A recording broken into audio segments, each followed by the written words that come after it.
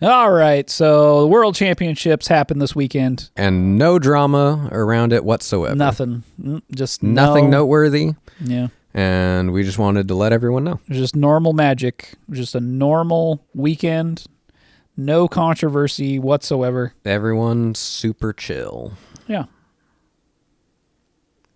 Except for that Seth Manfield guy. You mean Seth takesies backsies Manfield? Distraction makers. Izzet, again, was the majority of the decks in the top 8. We had 5 of the 8 decks in the top 8 were some variation of Izzet. We had 3 of the top 4 decks were Izzet, and the finals, again, was Izzet versus Izzet. First, a small caveat about this tournament specifically. This was a small-ish tournament. I think it was around 120-ish players. This was also the Worlds event, which means these are like the best players in the world that worked their way up to this event. And they were all invited basically to be there. And the metagame is a little strange because it is both constructed and draft. It's both formats mattered almost equally in this tournament, where a player's draft record had a pretty high impact on whether or not they made it into top 8. So basically what that shows us is that one of the decks that had the best constructed record, which is about 6-2, I think it was 6-2, in the constructed portion of the event, didn't end up making top 8. So they had the best constructed record. They were not an Izzet deck. They were actually Golgari Dragons. So that might actually be the best deck in the format. But by and large, the rest of sort of the players that made it into top 8, and there was a huge swath of the players that were playing at the tournament that were playing Izzet that ended up being in top 8. So it's still questionable. We're not entirely sure that the format has settled on Izzet, but the fact that we are sort of back in the territory of where the format could revolve around Izzet again means that we should sort of look critically at why this keeps happening. Let's get into it and explain first what Izzet Lessons is so that we can dive a little deeper on the topic. Sure. So Izzet Lessons is a blue-red tempo deck that uses lessons from the newest Avatar set. And in fact, the majority of this deck played cards from the new Avatar set. I think it plays 7 different lessons cards, but the main cards to focus on are the card Gran Gran. Gran Gran's creature, 1 blue, 1 and a 2. No, that's a weird way of saying that. Gran Gran's a creature. A 1 and a blue and a 1 and a 2. Gran Gran is a creature, costs 1 blue mana, has 1 power, 2 toughness, and says when she gets tapped, you draw a card and then discard a card. And then also has sort of this barometer/threshold ability that says if you have 3 lessons in your graveyard, then non-creature spells that you cast cost 1 less. A lot of these lesson spells that ended up being quite powerful use this barometer-esque mechanic. A barometer mechanic is just a mechanic that measures something, and a lot of these lessons cards measure if you have 3 or more lessons in your graveyard. One of the most powerful in the deck here is called Accumulated Wisdom, which effectively in this strategy ends up being something closer to Ancestral Recall, which is 1 blue mana, instant speed, draw 3 cards. Accumulate Wisdom is an instant lesson spell, 1 and a blue. It says look at the top 3 cards of your library, put one of those cards into your hand, and the rest on the bottom of your library in any order. Put each of those cards into your hand instead if there are 3 or more lesson cards in your graveyard. And then alongside Gran Gran, if it's activated, and Gran Gran is also activated because you have 3 lessons in your graveyard, it effectively is 1 blue mana, draw 3 cards, which we have not seen the likes of since Alpha. Right? Like we have to go so far back in Magic history because that card is one of the most busted cards in the game. It's part of the Power 9. Like this card is nuts, and yet we see it now in its current incarnation in this deck under specific circumstances, which is interesting and we'll come back to in a little bit. Right. You do need a little bit of setup for it, but it's a very powerful effect. Another notable card in the strategy is Boomerang Basics. Boomerang Basics is 1 blue mana sorcery speed that lets you return target non-land permanent to its owner's hand, and if you control the permanent, you get to draw a card. It is also a lesson, so once it's in your graveyard, it is sort of accumulating lessons in your graveyard to power up your other cards. Final noteworthy card that we are seeing throughout the tournament is Monument to Endurance. This is a 3-cost artifact. Says whenever you discard a card, choose one that hasn't been chosen this turn. You get to either draw a card, create a treasure token, or each opponent loses 3 life. It's kind of interesting, right? Because Monument to Endurance is what we call an enhancer card, which basically means that it doesn't really do anything on its own, right? It tends to just enhance the cards that you're playing. And in this way, when you discard a card, you're sort of stapling on this effect to it, enhancing the effect of discarding a card by being able to draw a card, the things it does, whatever. It appears that the efficiency of you being able to discard a card with Grand, and there's a couple of different lessons that allow you to discard cards. It's just efficient enough that it's worth having a do nothing card, basically. Yeah. But this also sort of serves as a win con. So what we mean by do nothing is that, like, if you were to just play Monument to Endurance on its own, you just pay the 3 mana, put it into play, it doesn't do anything right away, right? You need some other kind of thing to make it function, which in most cases is not something that you really want to be looking at playing. So this Lessons deck is a pretty textbook example of what Mark Rosewater refers to as parasitic design, which we've talked about before, which basically just means that it's a lot of cards that just synergize only with themselves. We've seen this in the original Kamigawa with the arcane spells, which were not particularly good. We've also seen this in cards like Affinity, right, where the more artifacts you play, the better it is, and so you want to play even more artifacts, and it was extremely busted. Which tends to be the way that these kinds of things go. Usually, parasitic design was meant for block formats, where you'd be playing a lot of these sets that actually play with these mechanics together, and that's what the decks are going to be constructed for, or for draft. But now they tend to avoid this because so many people play Commander that if you're going to play a 100-card singleton format and a set of cards only has so many, lessons or whatever the newest parasitic design thing is, you just don't have enough cards to justify creating an entire themed deck for Commander based on that one parasitic design. And over time, mechanics that were parasitic can become less parasitic with you printing a lot more variations of it. Food tokens are a pretty good example of a mechanic that was fairly parasitic, and usually the cards that make food tokens come along with food tokens, or cards that use food tokens come along with food tokens, so that you at least have some amount of an engine to start with. But over time, a lot more things that make and use food tokens have been printed, so that food is kind of its own archetype now. But it takes a while to ramp up to that point. So usually when we see these parasitic type designs being introduced, they don't really make that much of an impact on standard because they're usually not powerful enough in one individual set to do that kind of thing. It takes a while for you to print a bunch of stuff to ramp up to them being powerful enough for other formats. Right. There are outliers, and it seems like the major outlier that we could think of is Affinity for artifacts. Oh, and Energy. Energy's the other one. Right. Yeah. Energy more so for Modern. I don't know. Yeah, if it had in standard, there was a standard Energy problem too. Yeah, and that's kind of what I mean, right? It's like these mechanics can either be basically kind of a nothing, not good enough, or they're just broken because there's a too much of a concentration of cards that all synergize with themselves really well that it just becomes the most dominant deck in the format. The big problem that we're seeing here, there's a couple potential issues. One is that it can make decks feel like they're a little bit pre-built. Like the archetype sort of just, you just get a pile of that specific archetype, you shove it into a deck, and it hopefully works out because it all synergizes really, really efficiently and really effectively.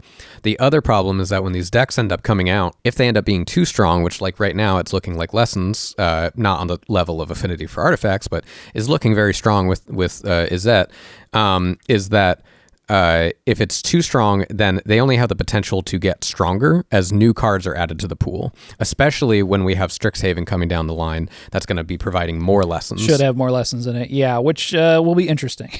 We'll see. Okay, so one thing that in this instance might make it so this Lessons deck ends up as not as big of a problem as it seems right now is that it is quite susceptible to graveyard hate. Where other times when sort of parasitic mechanics have been introduced, like energy just sort of accumulates on its own. It's like this separate resource that's very difficult to interact with. Where these lessons in particular are saying, well, if there's 3 of them in the graveyard, it's that barometer mechanic again, similar to Threshold, where it's measuring, are there 3 lessons in your graveyard? If there are, your cards are powered up. If there aren't, they're powered down. If graveyard hate becomes more more played in the meta, that might be a good angle to attack this kind of a strategy through. Right. Either by sideboarding or by just having Graveyard Hate be something that's just efficient while you're already doing your game plan. Otherwise, if it's going to be too much of like you have to specifically be playing Graveyard Hate in order to combat this, then we're just going to be looking at some sort of like A-B meta that's already not going to be very good. Let's talk a little bit more about parasitic design and some of the, I guess, sort of the benefits. We have a video from a long time ago where we were talking about how when you're designing for sort of eternal formats, parasitic design becomes more necessary because it's the way that you can kind of carve out new archetypes and new design space. Well, one immediate surface level benefit is that commander players get more lessons. And so now commander players can probably have more of like an actual lesson archetype for their decks where they couldn't at previously. Least getting close to it with the original Strixhaven. Once the new Strixhaven comes out, that's probably when it'll happen. Yeah. But I think the most interesting thing about it is that it actually allows you to sort of maintain power creep as long as you have it locked behind these specific archetypes. We reference Yu-Gi-Oh! All the time for doing something like this because they had to sort of solve their queen problem after the fact, after the game had been developed. And this is it's a smart way of doing it, is that they essentially are saying you can play the strongest cards of this particular type, but only if you play it with these things. A recent example of this is the card Mox Jasper, which is it's basically a Mox that you can use, but only if you have a dragon in play. And so that's one way of you being able to have a very, very powerful effect, but it's locked behind these specific limitations. To your point of like, you can play really powerful cards in very specific circumstances with a sort of parasitic approach. We can see something like Accumulated Wisdom becoming Ancestral Recall, which is probably too strong, but you do get a very powerful card in very specific circumstances. Which, again, double-edged sword here. You get to have that design space to bring in that power creep, but only in a very specific way. But what that means is that you're almost sort of pre-building these archetypes for players because those might just be the most powerful things that you can do in those specific circumstances. And then over time, you end up just sort of developing very specific archetypes that all have these really powerful cards in those specific circumstances, but then you can balance those archetypes against each other. And so instead of us having this sort of emergent design territory that Magic used to be in, we might be moving into a much more prescriptive design territory for Magic, where they're saying, these are the best decks. We're pretty sure these are going to be the best decks once the meta sort of settles down, but we can balance those archetypes against each other so that we can maintain some kind of strategy circle so that we do get that meta turnover. Right. It's not quite as fulfilling to people that maybe like the deck theorizing. You know? I mean, look at the Lessons deck. It builds itself, right? That's the drawback. But and it's how you end up getting something like looking at Yu-Gi-Oh's meta, and you see so many different decks that are in the meta, but they're all relatively the same win percentage. It's just generally because that's probably what they do, is they just take these specific archetypes, test them against each other, and go, well, are they winning, at least half the time? Another note that I think was really interesting that you brought up is that this benefits players' interests when deck building, because I think it's more intuitive overall, people coming into the game, to lean towards these parasitic designs. It's a lot more intuitive for people to see cards, especially when there's any sort of like a signpost mechanic that says, hey, this elf gives other elves +1/+1, right? It makes the gears start turning early on for players that aren't used to seeing these synergies in these types of games, going, well, I should get more elves. And then if you get more elves, the elves combo with more elves, so on and so forth. And so what's really cool is that if this is their plan moving forward, I actually think it's kind of it's a smart idea given the circumstances they're in, is that it allows players that are coming in from Universe Beyond to feel like they can naturally gravitate towards these easier to understand parasitic design concepts, and feel like they can actually construct a deck with that in mind. As opposed to coming in from something like Final Fantasy and only seeing one or two Final Fantasy cards actually make it into any sort of standard meta. Yep. I know, Grandpa. And here, I mean, we're just entering another design era. Like, it's just another... We're in the Yu-Gi-Oh era, baby. Yeah, we made it. It's great. It's also just like, this seems to me like really a reflection of Universes Beyond impact on constructed Magic design, in that, like, it used to be that if you had, like, I don't know, a creature from one set and a spell from another set, and they ended up in the same deck together, nobody really thought about it that way. It was all sort of like in the same kind of flavor, so the same Magic universe. But when you have players who are attracted to like a very particular IP, and that's why they came in to play the game, how do you get those players to play in a constructed format if there isn't a representation of that IP in that format? And so if you're making these very parasitic, very specific archetype decks that are handled through one IP, the way this Lessons deck is, suddenly a player can say, oh, there's the Avatar deck in this constructed format. I would like to play that deck. I love Avatar. That's the deck I want to play. But if you try to stick with this more emergent design philosophy, that stuff all gets watered down, and like singular Avatar cards, singular Spider-Man cards, singular Final Fantasy cards end up in the decks, rather than there being a deck that is the Final Fantasy deck. I think this definitely goes against the grain towards what veteran players are used to, and is probably going to rub people the wrong way, that are so used to how things are constructed before. But if I were to guess, it can be seen as a negative, and I think there are some negatives associated with it. It certainly changes the game and how you end up creating decks and constructing decks for meta gameplay with Standard. But I do think that if you're looking at it from an accessibility standpoint, the lessons that Wizards, I think, has been learning from watching Commander players. The lessons? I didn't even think of that. You did it. Oh, sorry. Did it on purpose. The lessons that Wizards is learning from watching Commander players is just seeing... The learn mechanic was from Strixhaven. Fuck. Shit. The lessons that Wizards is taking away from these is by watching these newer players and how they approach the game through Commander, I think it gives them this opportunity to be able to evaluate, like, how are players actually gravitating towards this game? What are the low-hanging fruit that they are trying to reach for that then is the gateway into their journey of Magic? There was even some speculation that we had about like why they're trying to make draft a bigger part of the Pro Tour, and it was so that they can have that focus on whatever the like IP crossover is that they're having at that time. We're seeing this with the Marvel sets, where like we're getting like the first Pro Tour tournament that's going to be draft only, and I'm like, okay, well, if they're trying to like show off Marvel, they're trying to like the Infinity Gauntlet as a trophy and like all this stuff, it's like, well, it's going to be really weird if it's Pro Tour Marvel superheroes and nobody's playing any cards from the Marvel sets.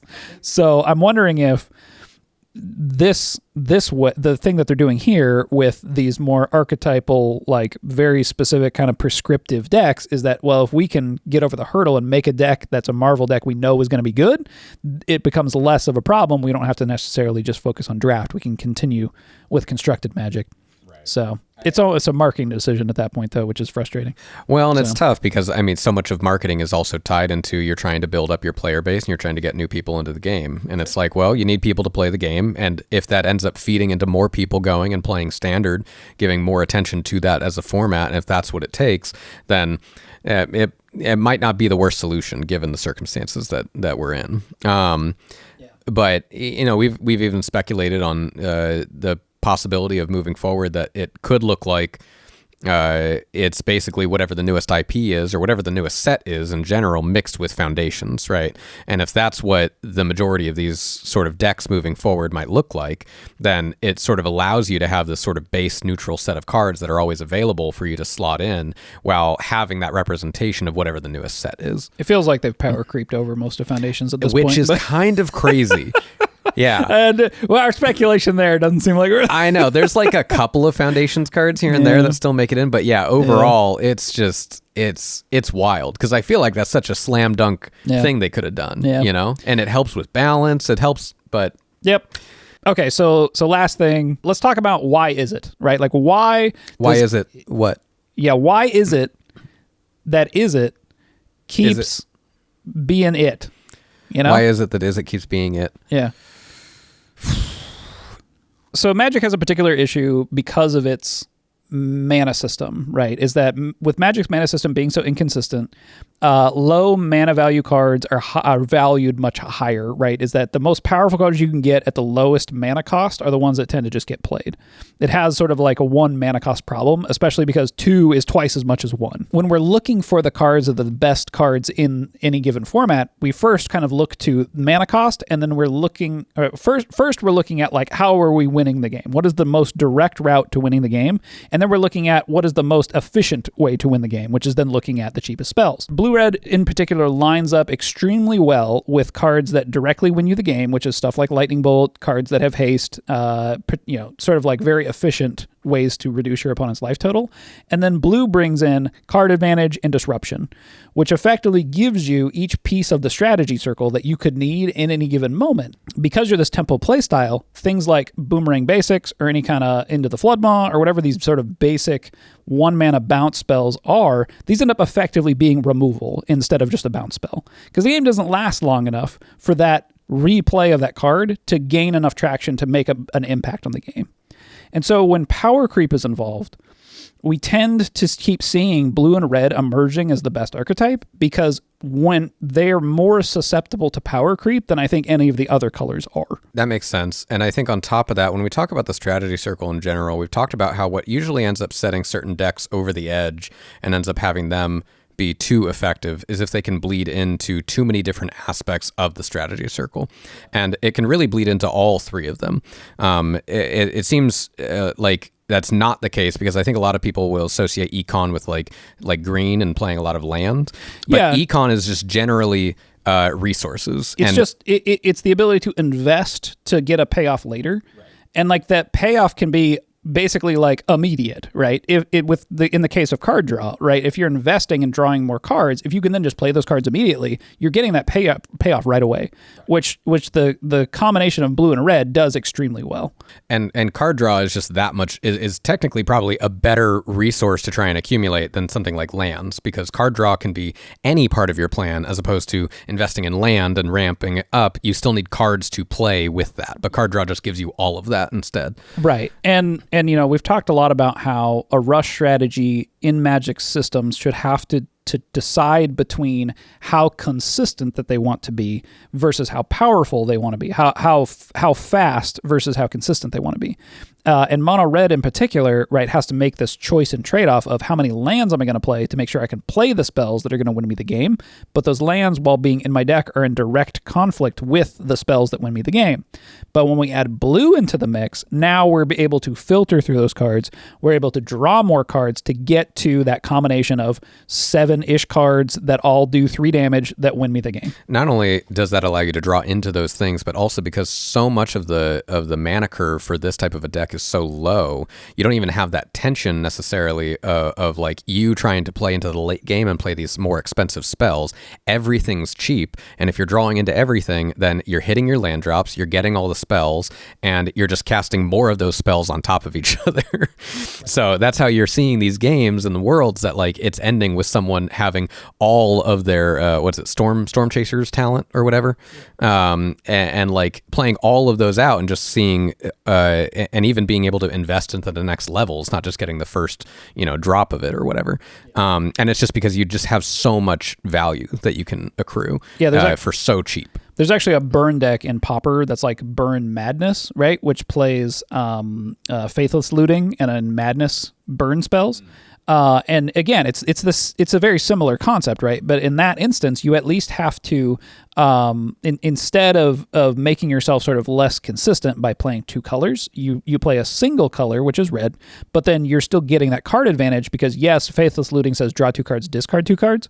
But you are then getting an advantage by discarding the Madness cards. You still get the effect. So effectively, you're drawing 2 cards, right? So that's kind of what I'm saying here, right? It need not be blue that gets you to this situation. It's just that, especially in Standard, as cards sort of are power crept, this is the situation that keeps unfolding. On top of that, it seems to be a newer trend that Wizards is doing where there's an awful lot of I like the term you used earlier of spell fall mechanics, which is you're casting a non-creature spell. Here's some more stuff. Here's a thing. And the reason I call it Spellfall was because I feel like these mechanics are in the lineage of Landfall, which is basically mechanics that just reward you for just playing the game, which I think Mark Rosewater loves these mechanics, and I completely disagree with that idea.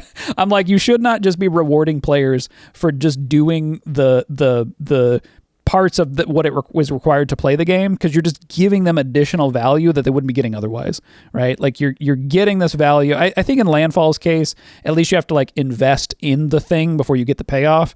And I guess technically with Spellfall, you get it too. Well, there's limitations to how many lands you can play, so you have to play cards that allow you to then break those limitations. Right, yeah. There's no limitations to how many spells you can play on a given turn, other than what you can spend, right? So, right. There's probably like draw fall too, where you draw a card and you get effects too, because it's I don't know, miracle or something. No, I mean like there are cards that are like when you draw your second card for the turn, you get an effect. Right. They're even in standard, right? Yeah, that's what I'm saying. So at least then you have to draw additional cards. You don't just get it from just drawing the card for the turn. But with Spellfall, did we properly explain what Spellfall is? Whenever you play a non-creature spell, you get a thing. Prowess falls under this category. Yeah, we kind of followed through with it. Yeah. I just keep calling it Spellfall, and I'm like, I don't know if anybody's following. No, I said Spellfall and then explained like, you cast a non-creature spell, here's the thing. Right. Cool. Okay. Well, I think that pretty much explains why we think Izzet and keeps ending up breaking the game. And we see this all the way down to the Legacy format, by the way. Like Izzet Delver has been a very successful archetype and all the way down to Legacy until Dimir Reanimator was kind of taking over. And those two decks have a lot in common, right? They're tempo decks that the difference is the reason why you would play black instead of red in that instance is because of the reanimation package being so efficient at winning the game. It's just more efficient than burn spells at winning the game at that point. So Dimir Reanimator is effectively the same sort of strategy archetype as what Izzet Delver is, but you've just switched red for black. You're still trying to do the same kind of thing. What do we think? Do we think this is where things are going? You think we're going to see more stuff like Lessons decks moving forward? Yeah, I do think that this is the direction that Magic design is headed in. And I think it's for the reasons that we said. I think it's that they want players to be able to see that through line of like, I like this IP. I see that IP being successful at high levels of competitive Magic, and maybe that does get them to play competitive Magic, and that's a way to get players back in. I mean, I don't think that that's necessarily their biggest thing to solve. I think there's probably a team at Wizards that is trying to actively figure out how to do that, how to bring players to competitive Magic, and that's their job. And I think that this is a good way to do that. I think the only issue is that I just don't think it should be the top tier deck. I think it should be like the B tier decks, C tier decks that are the ones. So it's still potentially viable. It's going to be a little bit more of like kind of a rogue deck that you end up sort of seeing on occasion at a tournament. It can get you up to those, up to a tournament level. But if you're going to want to go to that next level and see like how to really play the game, I think allow that creativity to open up the doors. And it's possible that like they still won't be able to test for all these things. It's possible that there still is going to be these weird VV Cauldron combos that we end up seeing, hopefully not that strong, but that's clearly something Wizards did not plan for. That was built out of player creativity. That just ended up being too strong. But like those types of decks are cool if they don't end up just dominating the format. Sure. Yeah. I do think that Standard right now is a little bit of like a wild animal that's gotten away from Wizards in terms of keeping the design for it balanced, and creating these archetypes might just be a way to wrangle it, right? Like if we can better plan and know what are going to be the best decks, we can better balance them against the other decks that we know will be the best decks. Yeah. So that's the part of this that's making me go, I think this is probably the direction that they're heading. I agree with you though that it should be that these are not the best decks, that they're sort of B tier or A tier, whatever, instead of S tier. But I think that's very difficult. That's like a really, really hard, needle to thread. Yeah, and I don't think they can plan for that. I think that's the problem. And I think that what's more than likely going to happen is that stuff is just going to come out naturally. Either they full send it and they go all Yu-Gi-Oh! And they do Ancestral Recall for 1 blue, which this technically is not 1 blue, but... It is in context. Right. But you full send it in all future sets and make them really powerful, or more than likely there's going to be enough of these other cards available in the card pool, especially with 3-year standard, blah, blah, blah, that there's going to be stuff that trickles in and allows that creativity and allows that deck theorizing for you to figure out. And so we're going to see the Golgari Dragons, hopefully, stuff like that kind of, come in through the cracks. Well, I think the tough part too with the 3-year standard is like if you get enough of an accumulation of these cards that are very strong at lower mana costs, and you just put them in the same deck, it doesn't give players enough time to play the more dirtily strategies, the things that take more time to get off the ground because they're just dead before they even That get is a there. problem, that this is so low on the mana curve. Yeah. Yeah. And I think that's, how do you get those types of decks across the line? Well, if you make their cards really powerful in very specific context, maybe they can also get there. So I think what we're saying is that Grand's got to die. Someone's got to take Gran out. If you enjoyed listening to us talk about why Izzet is probably just the best thing ever and never going to change, please feel free to give us a little like and a subscribe, maybe a comment down below. It's Izzet, isn't it? Is it? Is that? If you want to tell Forrest that it's Izzet and not Izzet, please do so in the comments. Also, while you're down there, you can join our Discord. Links in the description. Thanks for watching. We'll see you next time. Bye.